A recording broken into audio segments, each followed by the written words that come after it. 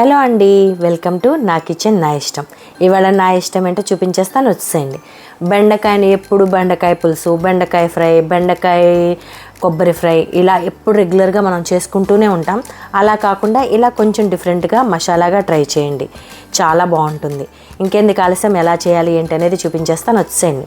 బెండకాయ ముక్కల్ని చక్కగా మనం పులుసుకు కట్ చేసుకున్నట్టు కొంచెం బారుగా కట్ చేసుకొని కొంచెం ఆయిల్ వేసుకొని చక్కగా ఫ్రై చేసుకోండి. సగం పైన ఫ్రై అయ్యే వరకు ఫ్రై చేసుకోండి. మూత అది ఏం పెట్టవసరం లేదండి. చక్కగా ఇలా లో టు మీడియం ఫ్లేమ్లో పెట్టుకొని చక్కగా ఇలా వేయించుకుంటూ ఉండండి. కొంచెం పసుపు వేసి చక్కగా వేయించుకోండి. చూస్తున్నారు కదా, ఈ విధంగా. ఇవి ఇంకా కొంచెం సిమ్లో పెట్టేసేసి మిగతా ప్రాసెస్ చూసుకుందామండి. మధ్య మధ్యలో కలుపుకుంటూ ఉంటాను. అది మనకి బెండకాయ అంతా వేగే లోపల వేరే ప్రాసెస్ చేద్దామండి. గ్రేవీకి ఒక 1/2 లీటర్ పెరుగు తీసుకున్నానండి. 1 స్పూనున్నర సాల్ట్ తీసుకున్నాను. 1/2 లీటర్ పెరుగులో 1 స్పూనున్నర సాల్ట్ అయితే తీసుకున్నానండి. తర్వాత జీరా పౌడర్ 1/2 టేబుల్ స్పూన్ వేసుకున్నాను. అలాగే గరం మసాలా 1 స్పూన్ వేసుకున్నానండి, టేబుల్ స్పూను. ధనియాల పౌడర్ వచ్చేసి 2 టేబుల్ స్పూన్లు వేసానండి. కొంచెం నేను ధనియాల పౌడర్ ఎక్కువ వేస్తానండి, బాగుంటుందని 2 స్పూన్ల ధనియాల పౌడర్ వేసాను. అలాగే 1 స్పూనున్నర కారం వేసానండి. చక్కగా వీటన్నిటిని చక్కగా మిక్స్ చేయండి. చూసారు కదా, ఈ విధంగా చక్కగా అన్నీ మిక్స్ అయ్యే వరకు మిక్స్ చేయండి. ఇది ఎంతైతే బాగా కలుపుతామో మనకి కూర కూడా అంతే బాగా టేస్ట్ వస్తుంది. తర్వాత ఇందులోనే 1 స్పూన్కి పసుపు వేద్దాం. ఆల్రెడీ మనం ముక్కల్లో పసుపు వేసామండి. అలాగే ఇందులో కూడా కొంచెం పసుపు వేద్దాము. వేసి చక్కగా కలుపుదాము. ఇందులోనే 1 పించ్, 1 టేబుల్ స్పూను తక్కువగా కస్తూరి మెతి కూడా వేసి చక్కగా ఒకసారి కలుపుకుందామండి. అంతేనండి, ఇది గ్రేవీకి కావాల్సింది సరిపోయింది. దీనికి ఇందులో మనం టమాటోలు వేయట్లేదు, ఆనియన్స్ వేయట్లేదు. కావాలి అంటే మీరు టమాటోస్ కూడా వేసుకొని చేసుకుంటే బాగుంటుంది. కానీ నేనైతే టమాటాలు వేయలేదు, ఆనియన్స్ వేయలేదండి. ఒట్టి బెండకాయలతో చేసేసుకున్నాను. చూస్తున్నారు కదా, ఈ విధంగా మనకి ముక్క అనేది 50% పైన మగ్గిపోవాలండి. 60% 50% మగ్గితే చక్కగా ఒక ప్లేట్లోకి తీసేసుకోండి బెండకాయ ముక్కల్ని. చూస్తున్నారు కదా, ఈ విధంగా తీసి పక్కన పెట్టుకోండి.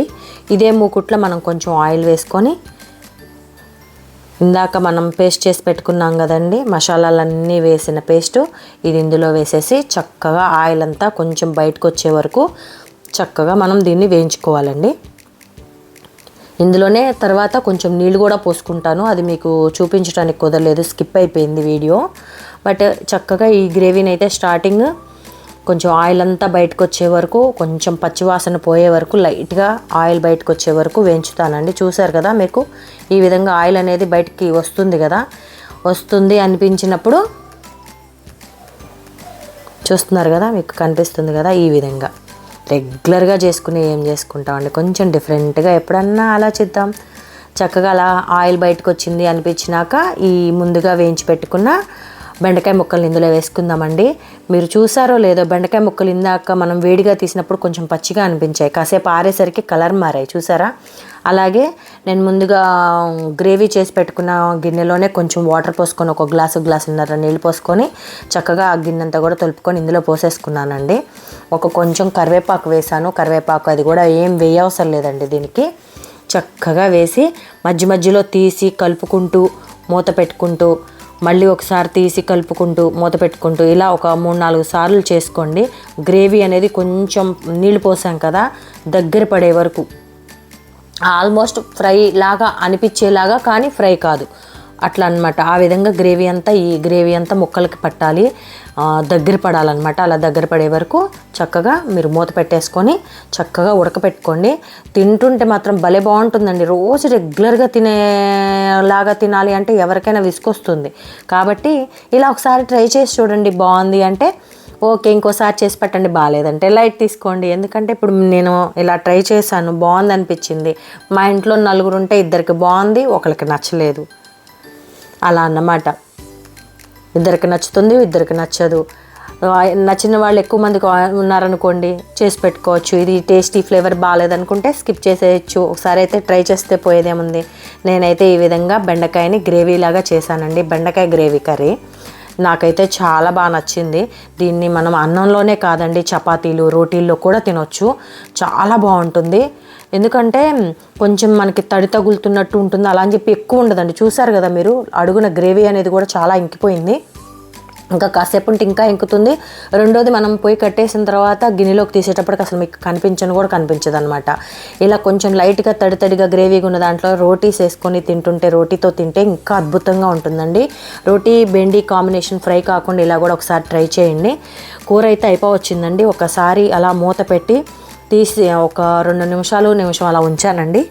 ఉంచి చూడండి అయిపోవచ్చింది. చూస్తున్నారు కదా, ఆయిల్ అంతా మనకి బయట స్ప్రెడ్ అయిపోయింది. అంటే మనకి కర్రీ రెడీ అయిపోయింది. బెండకాయలు కూడా చక్కగా మగ్గాయి, మీకు కనిపిస్తున్నాయి కదా. ఆ గ్రేవీ అంతా కూడా దగ్గరకు వచ్చేసింది. స్మెల్ అయితే మంచిగా వస్తుందండి, వాసన గుమగుమలు ఆడిపోతుంది. ఒకసారి మీరు కూడా ఇలా ట్రై చేసేయండి. ఎలా ఉంది ఏంటి అనేది నాకు కామెంట్స్ అయితే పెడతారు కదండి మీరు. నేనైతే నాకు నచ్చినట్లు నేను ఇంట్లో చేసుకునే వెరైటీస్ అన్నీ నేను చేస్తున్నాను, అలాగే మీకు చూపిస్తున్నాను. చూసారు కదా, బెండకాయ గ్రేవీ కర్రీ వావ్ అంటే వావ్, అద్భుతం అంటే అద్భుతం. ఇలా మీరు కూడా ఒకసారి ట్రై చేసుకొని చూడండి. అన్నంలోకి బాగుంటుంది, రోటీలోకి అయితే ఇంకా చెప్పనవసరమే లేదు. మీరు కూడా ఒకసారి ఇంట్లో ట్రై చేసి ఎలా ఉంది ఏంటనేది నాకు ఒక కామెంట్ చేయండి. అలాగే కొత్తగా ఎవరైనా నా ఛానల్ చూస్తుంటే సబ్స్క్రైబ్ చేసుకోండి, సపోర్ట్ చేయండి ఫ్రెండ్స్. అందరికీ ఒక్కొక్కరికి ఒక్కొక్క రకమైన వంటలు తెలుస్తూ ఉంటాయి. ఏం పోయింది, మీకు తెలియని వంటలు నాకేమన్నా తెలిసేమో చేసుకోవచ్చు కదా. చక్కగా ఫాలో చేసేయండి, లైక్ చేయండి, సపోర్ట్ చేయండి. నేనైతే ఈ విధంగా బెండకాయ గ్రేవీ కర్రీ అయితే ప్రిపేర్ చేసేసాను. మీరు కూడా ఒకసారి ట్రై చేయండి.